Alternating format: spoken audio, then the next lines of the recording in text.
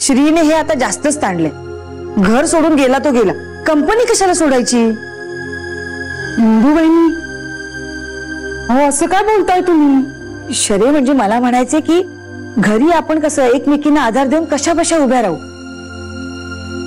पण ऑफिसमध्ये आई एकट्याच असतात ना, मग त्यांना श्रीचाच आधार नाही का वाटणार? आता श्री ऑफिसमध्ये नसला की त्यांना खूप जास्त त्रास होणार. मला खूप काळजी वाटते आईची. हा धक्का ना खूप मोठा आहे ग तिच्यासाठी, आणि अशा अवस्थेत ती खूप जास्त वेळ राहिली ना तर. बेबी मनसू, असं नका ना बोलू. का वागतोय असा श्री काही कळत नाही. यावर आता एकच उपाय.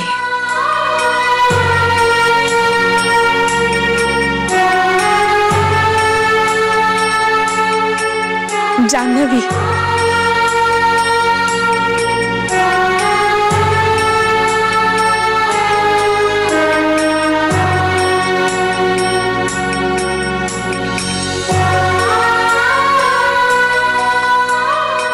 जान्हवी, आपण फार इमोशनल असतो ना ग. प्रत्येक गोष्ट आपण मनाला लावून घेतो. म्हणजे मॅटर ऑफ फॅक्ट असा विचारच करत नाही कधी. प्रत्येक गोष्टीला भावना चिकटवायची काय गरज आहे, काय कळत नाही मला. कशाबद्दल बोलतोयस तू श्री? नाही कळलं? समज मला थोडासा सर्दी खोकला झाला किंवा ताप आलाय आणि तुझी प्रतिकारशक्ती थोडीशी कमी आहे किंवा तुझी तब्येत माझ्यापेक्षा थोडीशी नाजूक आहे, तर एक काळजी म्हणून तू आधीच दुसऱ्या खोलीत बसशील की नाही? त्यात काही चुकीचं नाही. पण नाही, याला किती वाईट वाटेल, याच्या भावना दुखावल्या जातील असा विचार करत तू माझ्या बाजूलाच बसणार. मग माझा हात हातात घेणार आणि मग जंतू संसर्ग होऊन 2-3 दिवस तापानं फणफणलीस तरी बेहत्तर. पण तब्येत सांभाळण्यापेक्षा भावना सांभाळणं जास्त महत्वाचं. मी असं करते श्री? तूच असं नाही ग, आपण सगळेच. म्हणजे मॅटर ऑफ फॅक्ट असा विचारच करता येत नाही आपल्याला. प्रॅक्टिकली का विचार करता येत नाही माणसाला काय माहित. सतत भावनांचा गुंता करायचा आणि मग तो सोडवत बसायचा. मला ना त्रास होतो या स्वभावाचा. जान्हवी, माझ्या कॉलेजमध्ये एक सर होते. ते एकदा आम्हाला सामान्य माणसाची गोष्ट सांगत होते. तो सामान्य माणूस म्हणे कृष्णाचा भक्त होता. त्यांनी जवळजवळ कृष्ण आत्मसात केला होता. असं बोलता बोलता बोलता बोलता सर असं म्हणून गेले की त्या सामान्य माणसाच्या अंगात शिरला म्हणे कृष्ण. आणि मग तो माणूस अत्यंत चातुर्यानं आणि चाणाक्षपणे एक उत्तम यशस्वी आयुष्य जगला. जाम भारावून गेलो होतो त्या गोष्टीने. आणि मग नंतर अचानक हॉलमध्ये गोंधळ सुरू झाला, आरडाओरड सुरू झाली. बरं, हे इथपर्यंतच नाही थांबलं, सरांवर चप्पल मारण्यापर्यंत गोष्ट पोहोचली. नंतर मला कळलं की त्या माणसाच्या अंगात कृष्ण शिरला असं म्हणल्यानं लोक चिडले म्हणे. अरे पण त्यांचा मुद्दा काय होता तो लक्षात घ्या ना. त्या माणसाच्या अंगात कृष्ण शिरला म्हणजे त्या माणसानं चतुराईनं शत्रूवरती विजय मिळवू शकला.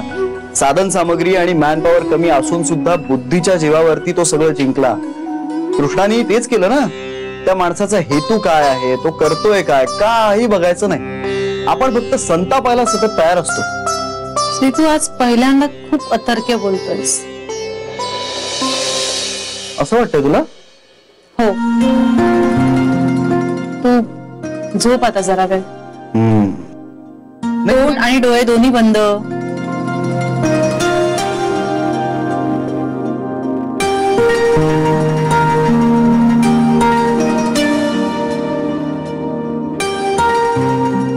ते ड्रायव्हर काका आहेत का बरोबर? हो आहेत. घरी पोहोचलीस की फोन कर. करते.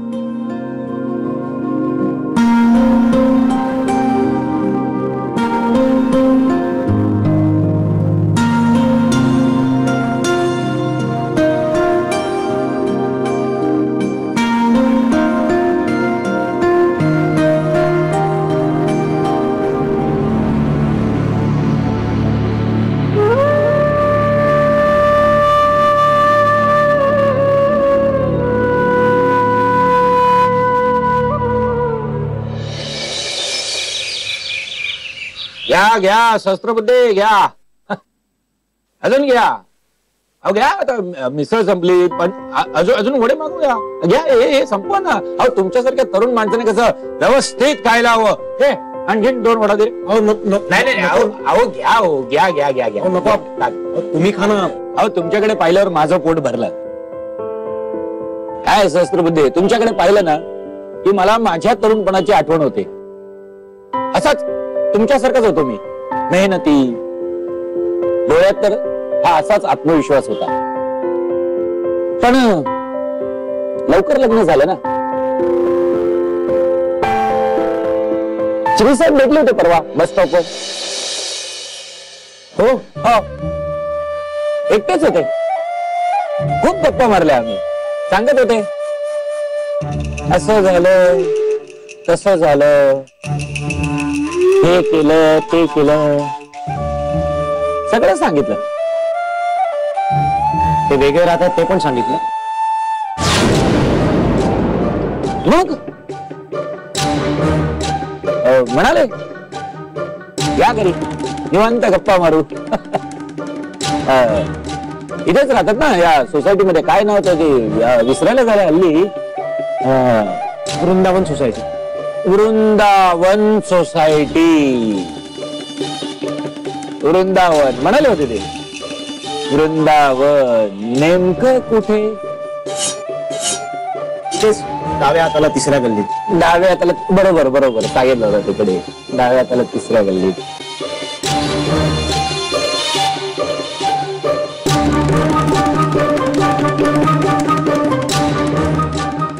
वृंदावन 3री गल्ली. काय लिहिताय तुम्ही. पत्ता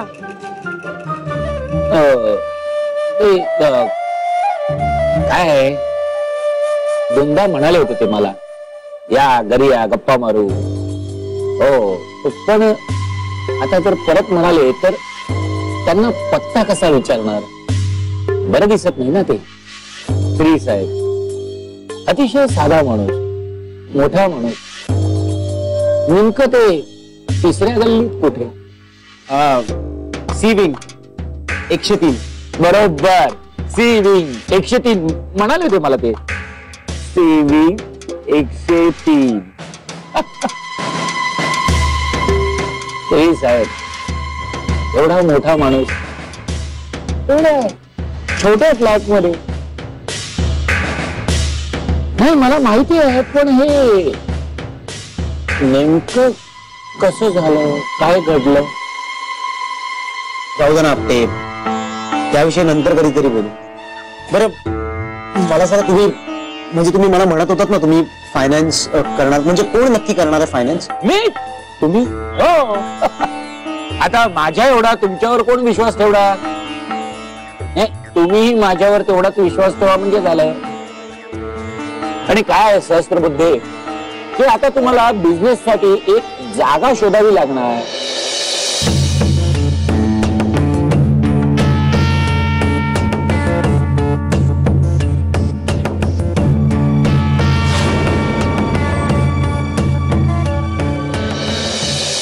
जान्हवीला डबा वरच नेऊन देऊ का. नाही नको नको येऊ दे ना तिला.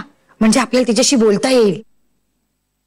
काल यायला खूप उशीर झाला का ग तिला. हो बहिणी. म्हणजे घड्याळात किती वाजले ते नाही पाहिलं मी पण उशीर झाला होता बराच. हे बघा एक गोष्ट लक्षात ठेवा.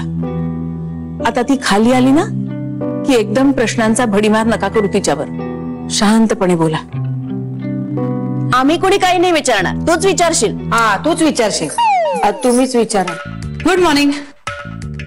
चहा झाला सगळ्यांचा. आमचा झाला. मी बोलणार होते बहिणी. नाश्ता नाही. तुझा डबा भरून तयार आहे. हा नाही आधी मला नीट सांगा काय झालंय. कुणी नीट बोलत का नाहीये. बहिणीने सांगितलं की आल्या आल्या तुझ्यावर प्रश्न. बोला ना, काय विचारायचं आहे? जान्हवी, श्री बद्दल बोलायचं होतं. श्रीनी काय गोंधळ घालून ठेवलाय माहितीये ना तुला?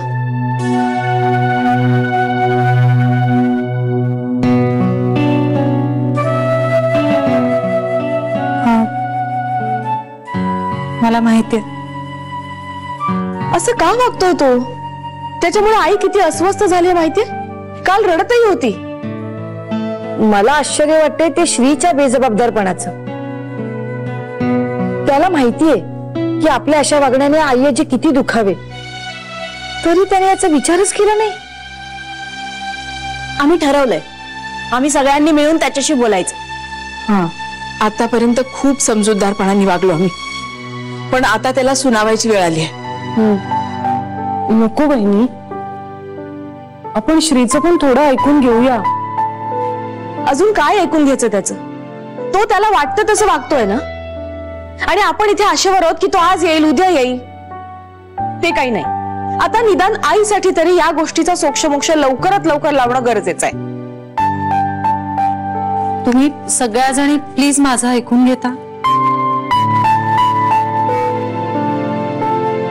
हे असं काहीही करून तो परत येणार नाहीये.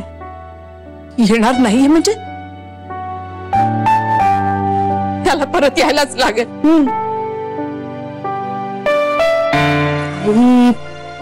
मलाही तो परत यायला हवाय, पण ह्या कुठल्याही मार्गाने तो परत येणार नाहीये.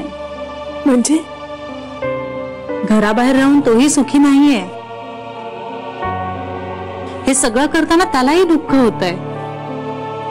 मान्य आहे, आपण सगळे त्याला परत आणण्यासाठी खूप प्रयत्न करतोय, पण ते चुकीच्या मार्गाने करतोय. आपल्याला त्याला त्याच्या पद्धतीने परत आणलं पाहिजे. म्हणजे नेमकं काय करायचं?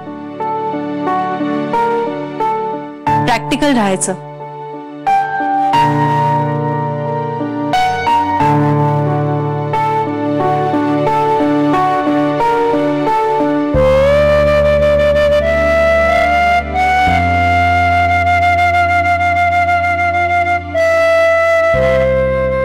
Matter of fact.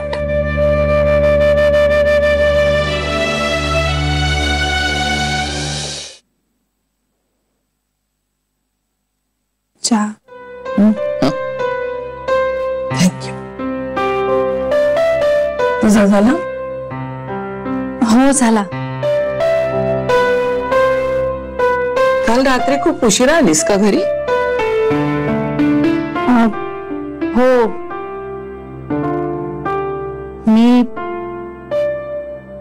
मी श्रीला भेटायला गेले होते.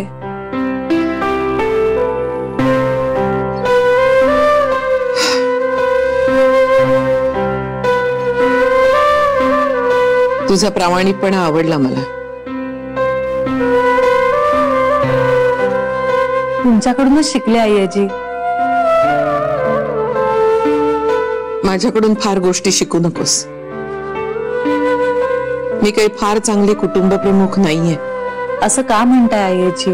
मी जे जे योग्य करते असा माझा विश्वास होता, ते सगळं चुकले ह्याची जाणीव होतीये मला. श्रीनं पर्सनल अकाउंट मधनं सगळे पैसे काढून कंपनीच्या अकाउंट मध्ये ट्रान्सफर केलेत. हे कळलं असेल ना तुला? हो, माहितीये मला. हरवून बसले मी श्रीला. तो 10वीत होता ना, तेव्हा त्याच्या मित्राच्या वडिलांच्या मोटरसायकलवर ट्रिपल सीट बसला होता. पोलिसांनी पकडलं. त्यानं मला फोन केला. मी त्याला सांगितलं, तुझ्याकडून चूक झाली असेल तर त्याची शिक्षा तुला मिळायलाच हवी किंवा तुला दंड भरायला हवा. नंतर त्याला पोलीस स्टेशन मध्ये नेलं. तिथला इन्स्पेक्टर माझ्या ओळखीचा होता. श्री माझा नातू आहे हे त्याला कळलं. त्यानं श्रीला सोडलं असतं तर श्रीची तर खैरच नव्हती. इन्स्पेक्टरला मी सोडलं नसतं. मग ज्या मित्राच्या वडिलांची मोटरसायकल होती त्याला वडिलांच्या अपरोक्ष ती चालवली असं कबूल करायला लावलं. वडील आले, 2 फटके मारले, दंड भरला आणि मुलं घरी गेली. मी श्रीला सांगितलं, दंडाचे पैसे तू स्वतः कमवून चुकते करायचेस. महिनाभर आपल्या कंपनीमध्ये तो पॅकिंगचं काम करत होता.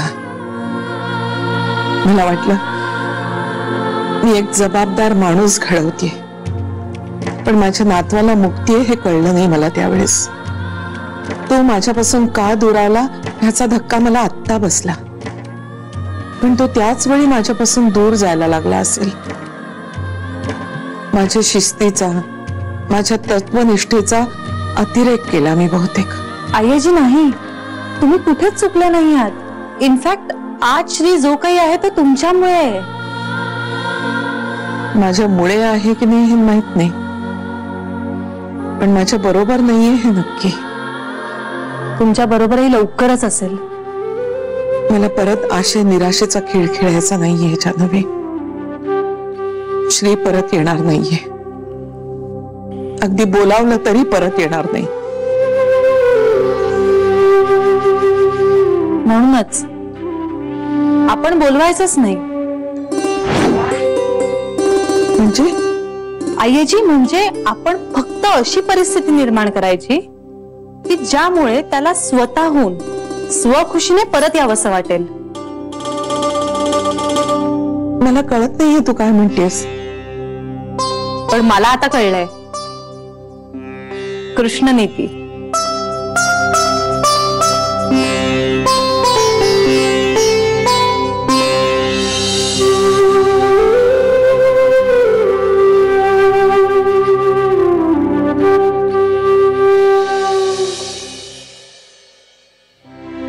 अरे अगं काय पुटपुटतेस मग आजपासून? अगं नामस्मरण करते ग, मनावरचा ताण थोडा हलका होतो. आता कसला ताण आलाय मनावर? असं काय करतेस ताई? तू जान्हवी आणि आई इतका वेळ काय बोलत बसले असतील? आधीच आई किती अस्वस्थ आहेत. त्यात श्रीवरून जान्हवीला काही बोलल्या तर ती सुद्धा नाराज व्हायची. माझ्या तर पोटात गोळा आलाय. आपण इथे एवढ्या टेन्शन मध्ये आहोत, त्याची कल्पना तरी असेल का श्रीला? कधी कधी असं वाटतं ना त्याला फरफट तिथे घेऊन यावं आणि उठा भाषा काढायला लावाव्या. म्हणावं त्याला की मला तुझ्यामुळे आम्हाला खूप त्रास होतोय, खूप रडवलायस आम्हाला तू. भांडण तुझं आईशी झालंय ना, मग आम्हाला काय त्याचा त्रास? काय वाटतं तुला सरू? मी सांगू का सरळ त्याला तसं? बेबी नको, असं काही करू नकोस. एकतर आई चिडतील आणि आपला जमदग्नीचा अवतार डोक्यात राग घालून घेईल आणखी. नको. आपण बरोबर कात्रीत अडकलोय. जान्हवीलाच काय करायचं ना ते करू दे, त्याची बायकोच त्याला सरळ करेल.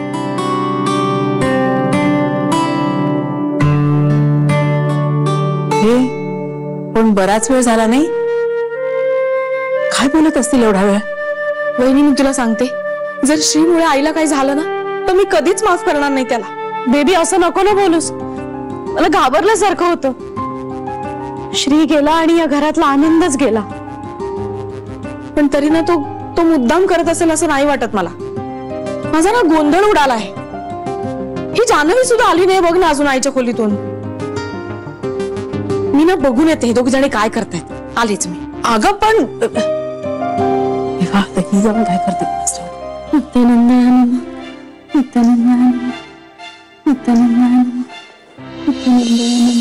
नाही नाही, मी असा खोटेपणा करणार नाही. आय्याजी हा तसा खोटेपणा नाहीये. खोटेपणा नाही म्हणून काय सांगतेस मला? जे खरं नाही ते खोटं, असं किंवा तसं. नाही, मला नाही जमणार. आय्याजी तुम्ही कंपनीच्या हितासाठी कधीतरी कुठल्या तरी गोष्टींमध्ये स्वतःच्या मनाला मुरड घातली असेल की नाही, मग त्यातलीच गोष्ट समजा ना. अगं आयुष्यभर खरेपणाचा आग्रह धरलेली मी बाई, मीच असं खोटं बोलायचं? आय्याजी पण काय?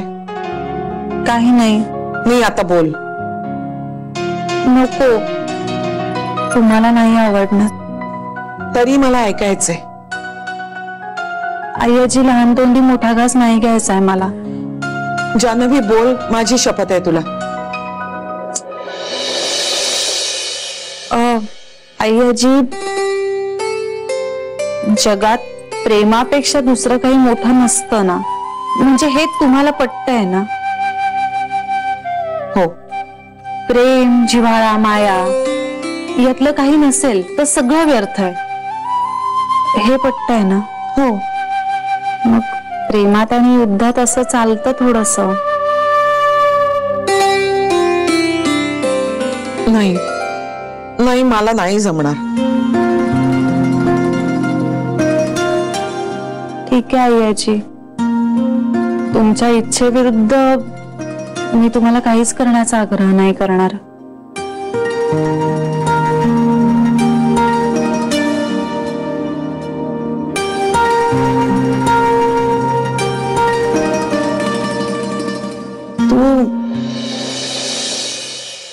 तू म्हणतेस तसं मी केलं तर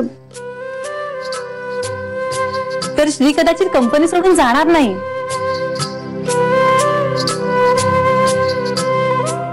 धर्मसंकट म्हणतात ना ते असं. कसलं धर्म संकट? धर्मराजावर आलं होतं ना ते नरोवा कुंजरोवा तसं. पाहिलं, म्हणजे त्या काळात धर्मराजाला सुद्धा या प्रश्नांना सामोरं जावं लागलं होतं. पण त्याला ते आपल्या माणसांसाठी करायला लागलं. तेच तर मीही म्हणतेय. पण निदान तो युद्धात जिंकला तरी. हो, पण निर्णय घेताना हे त्याला माहिती नव्हतंच ना. मी हे केलं तर श्री परत येईल.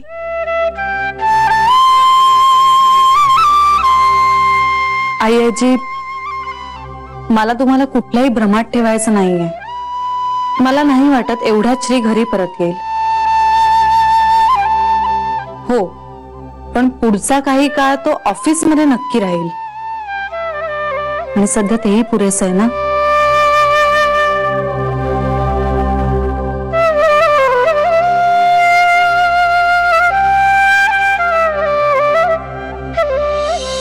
सोनार सोन में